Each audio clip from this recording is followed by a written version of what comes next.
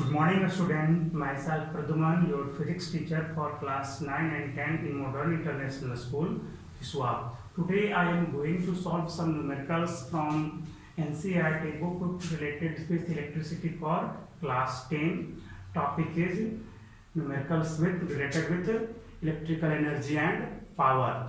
Your first numerical is compare used in the 2-volt resistor in each of the following case. Compare power used in the 2 ohm resistor in each case of the following. Your first case is a 6-volt battery in series with 1 ohm and 2 ohm resistor, and your second case is a 4-volt battery connected in parallel with 12 ohm and 2 ohm resistor. So question say that a 2 ohm resistor is connected with a battery of 6 volt and 2 resistor 1 ohm and 2 ohm in series. When 1 ohm and 2 ohm resistor are connected in series, then the circuit is this type.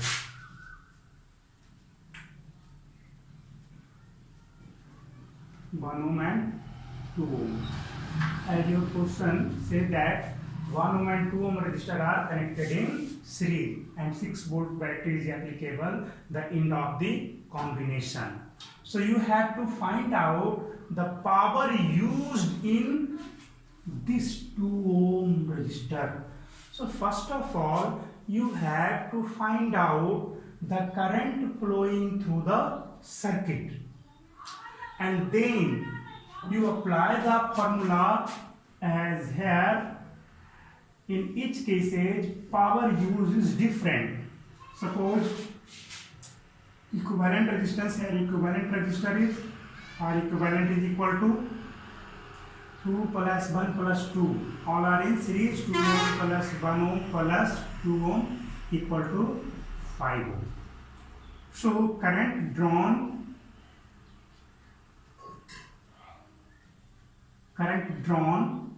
by battery equal to I equal to V by R. I equal to V by R. Your V is equal to 6 volt by 5 ohm. That is 1.2 ampere. So this current is passed in all 3 resistors. So you have to find out the power consumed only in this resistor or power used in this resistor. This is a very important numerical. Yes, for 2 ohm resistor,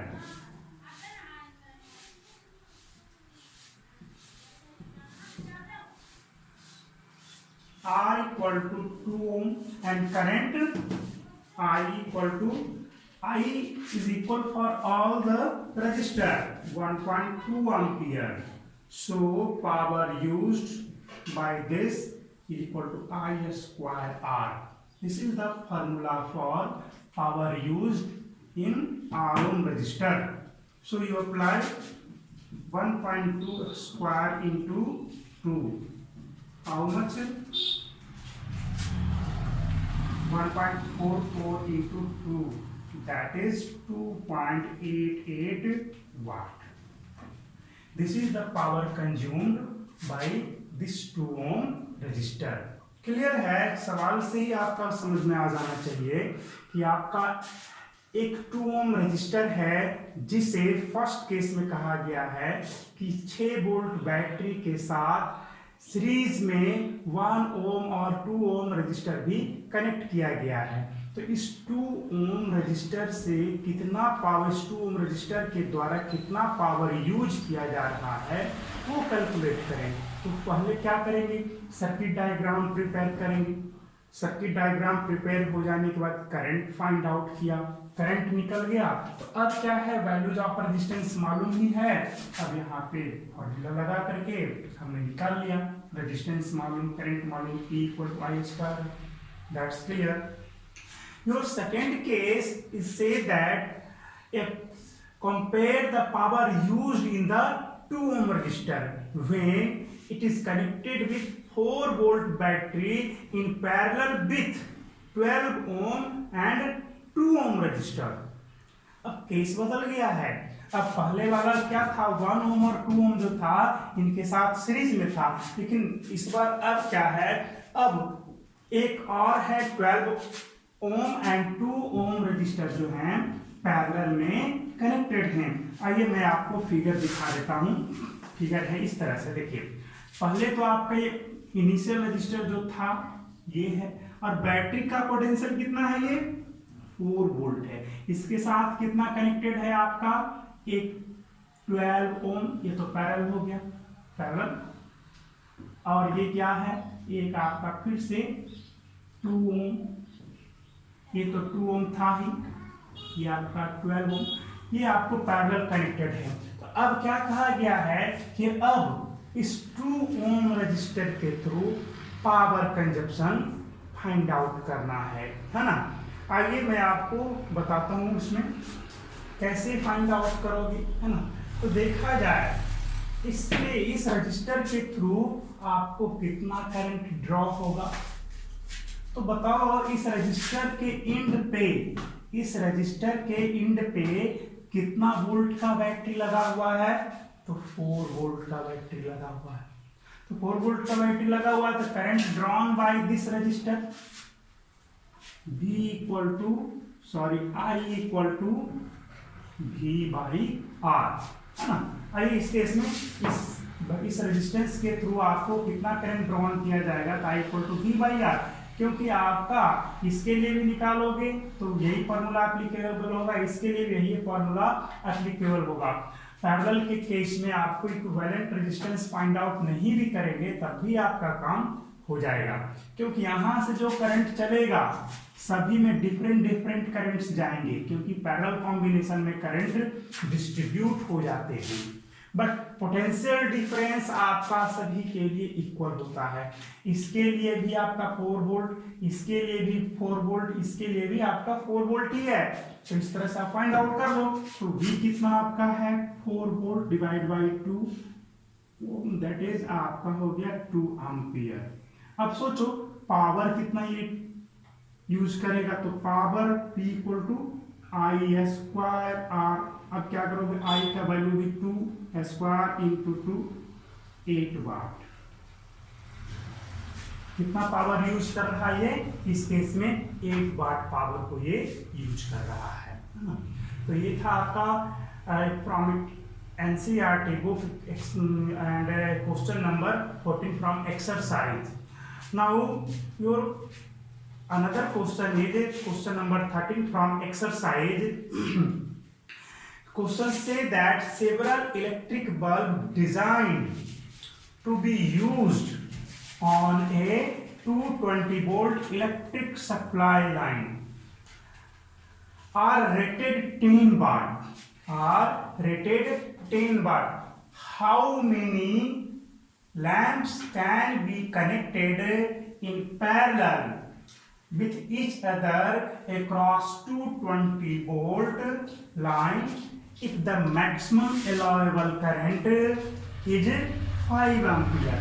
सवाल आपका ये है कि आपका एक electric bulb है ना, जिसे 220 वोल्ट सप्लाई पर 10 वाट का रेटिंग दिया गया है। कितने वाट का रेटिंग है, 220 वोल्ट सप्लाई पर आपका पावर दिया गया है 10 वाट का, इसका दे दिया गया है ना। तो अब कहा यह गया है कि ऐसे कितने रजिस्टर को पैरेलल में कनेक्ट किया जाए ताकि ये 220 वोल्ट सप्लाई से आपका 5 एम्पियर करंट को ड्रॉन कर सके। ऐसे कितने बल्ब को पैरेलल में कनेक्ट किया जाए, आइए देखा जाए। यहां पे हमने क्या किया, एक बल्ब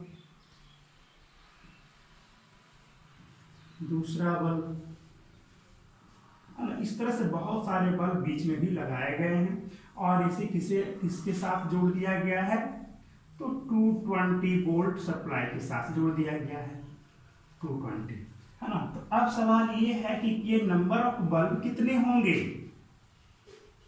है ना। Suppose the resistance of the each bulb is R। सारे बल्ब का रेजिस्टेंस, सब तो एक ही रेटिंग का है, तो सारे बल्ब का रेजिस्टेंस भी क्या होगा, इक्वल ही होगा। When n resistor are connected in parallel have equal values, then the equivalent resistor क्या हो जाएगा आपका, R by N। क्या हो जाएगा ये, R by N। एक बार फिर से देखा जाए, जब आपका ऐसा 5 रजिस्टर आपको हैं, सारे जो हैं आपको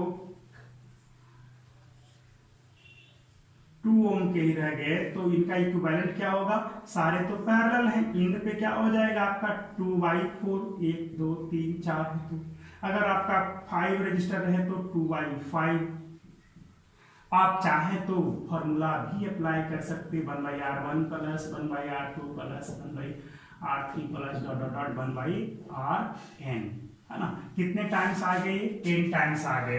तो equivalent resistance of this combination is 1/R is equal to 1/R plus R equivalent R plus 1/R plus dot dot dot 1/R। कितने टाइम्स ये हैं, ये n टाइम्स हैं। तब क्या हो जाएगा, R LCM 1 plus 1 plus 1 plus कितने टाइम, n टाइम्स, तो n/R हो गया, 1/R इक्विवेलेंट हो गया।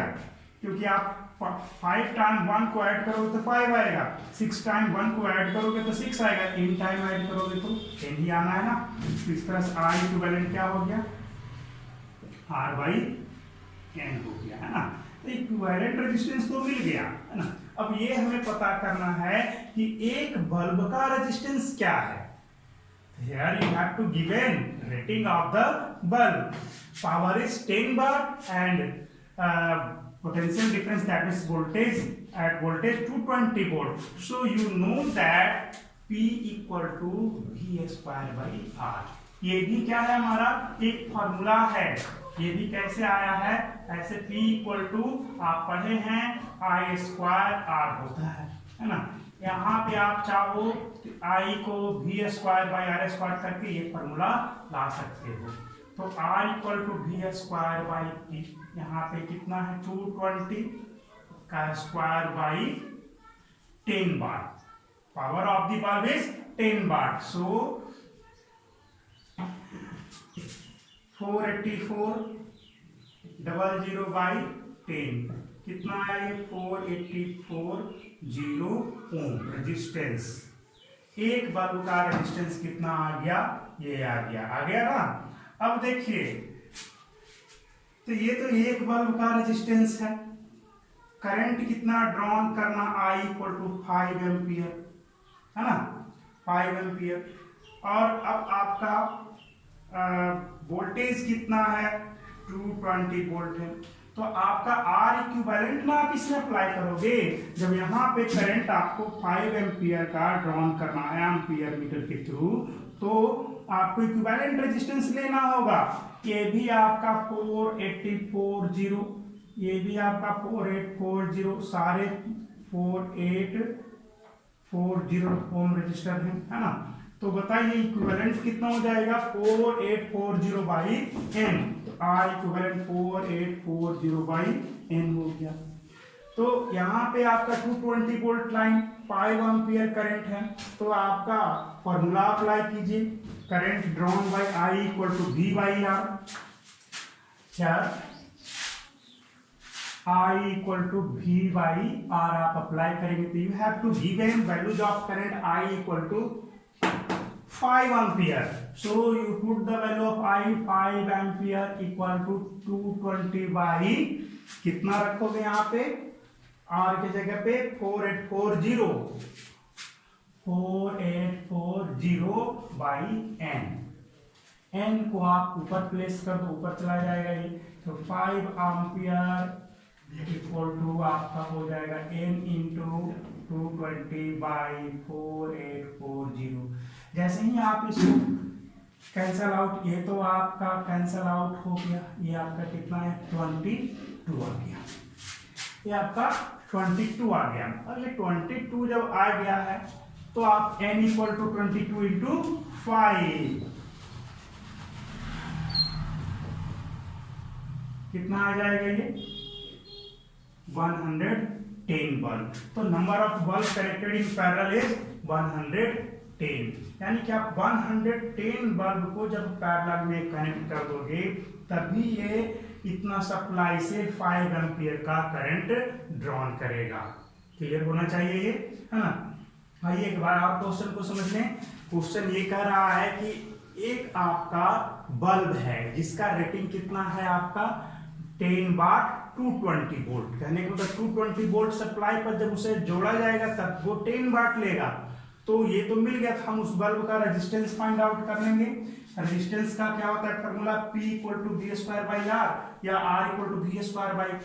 यहाँ पे आपका क्या मिल गया, कितने वोल्ट पे है तो 220 वोल्ट पर है, तो 220 का स्क्वायर बाई 10 ये हो गया। रेजिस्टेंस आपका कितना आ गया, ये आपका रेजिस्टेंस 4840 ओम।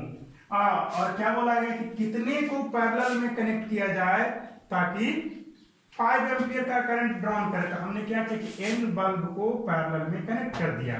तो इक्विवेलेंट रेजिस्टेंस क्या हो जाएगा, तो यहाँ पे इनका इक्विवेलेंट निकाल दिया है, R इक्विवेलेंट यहाँ पे R बाई n, और एक रेजिस्टेंस का वैल्यू कितना है 4840 है।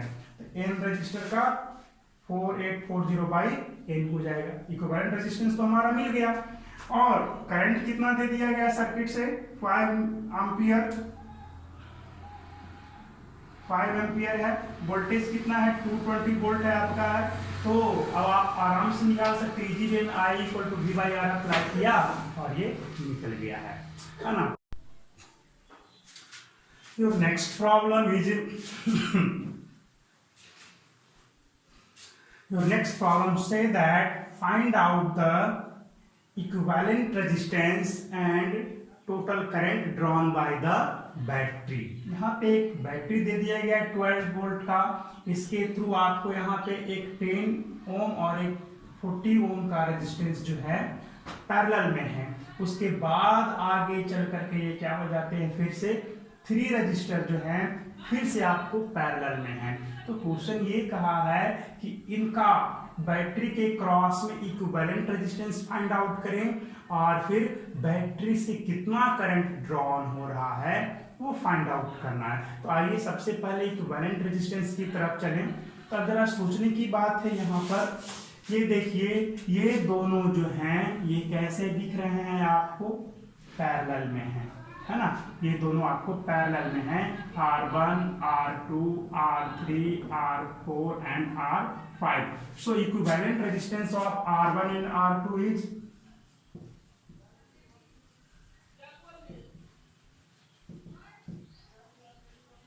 R1 एंड R2 इज, दोनों पैरेलल में है तो कितना हो जाएगा 1/R equivalent equal to 1/R1 plus 1/R2। So 1/10 plus 1/40 you get 44 plus 1 that is 5/40. So 1/R equivalent equal to 1/8. So R equivalent 8 ओम। कितना आ गया जी 8 ओम। इन दोनों के बदले आप एक सिंगल रजिस्टर क्या अप्लाई लगा दोगे 8 ओम का। आइए एक और इसके लिए भी फाइंड आउट कीजिए, तीनों पैरेलल में हैं, इन तीनों को हटा करके एक रेजिस्टेंस इनके बीच में प्लेस कर देना है, इन दोनों के बीच में, है ना। इनका क्या हो जाएगा एकदम सेम फॉर्मूला R इक्विवेलेंट, है ना। यहाँ पे नाम दे दे A B C and D। R equivalent C D दे दिया तो 1/, सब पैरेलल में तो 1/, डायरेक्ट जोड़ देते हैं 1/30 प्लस 1/20 प्लस 1/60 और एलसीएम इज 60। 2 प्लस 3 प्लस 1 कितना आ गया, ये 1/10 आया। R इक्विवेलेंट क्रॉस CD कितना आ जाएगा, आप ऐड करके देखो 6/60 दैट इज आपका 1/10। R इक्विवेलेंट क्रॉस CD कितना हो गया 10 ओम हो गया, यहाँ बन रही था, है ना। तो इस तरह से हमने निकाल दिया। इस तीनों का रिजल्ट कितना मिला? 10 ओम। इन दोनों का रिजल्ट कितना मिला? 8 ओम। तो न्यू सर्किट इज, जो न्यू सर्किट आपका इस टाइप का हो जाएगा। इन दोनों की जगह एक ही लगा दीजिए, 8 ओम आपका, इसको रहने दीजिए, और इसके जगह भी एक ही लगा दीजिए, कितना ओम? 8 ओम, और ये 10 ओम हो गया। अब जरा सोचने की बात ये है कि अब ये यहां से चलकर यहाँ तक आओगे तो एक ही पाथ है या पाथ बदलता भी है? तो पाथ देख रहे कि एक ही पाथ में सारे हैं, तो ये सारे दोनों कैसे हो गए? सीरीज में हो गए। तो सीरीज में हो गए तब इक्विवेलेंट रेजिस्टेंस क्या हो जाएगा इनका? एम्पियर मीटर का रेजिस्टेंस 0 होता है, और इसलिए आप यहाँ पे डायरेक्ट वायर भी दे सकते। एम्पियर मीटर को हटा करके अगर जो डायरेक्ट वायर दे दें तब भी आपका कोई फर्क नहीं रहेगा। एम्पियर मीटर जो है सिर्फ और सिर्फ करंट का रीडिंग बताता है, वो कोई रेजिस्टेंस ऑफर नहीं करता। That is your equivalent resistance is 10 + 8 18 ओम। तो बताइए बैटरी के क्रॉस में इक्विवेलेंट रेजिस्टेंस कितना हो गया? 18 ओम हो गया। तो current drawn by the circuit और battery equivalent resistance, total resistance equal to 10 + 8 ohm. ये हो गया आपका। तो इतना 18 ओम आपका रेजिस्टेंस आया। Current I equal to total current, I total कितना हो जाएगा? V/R total.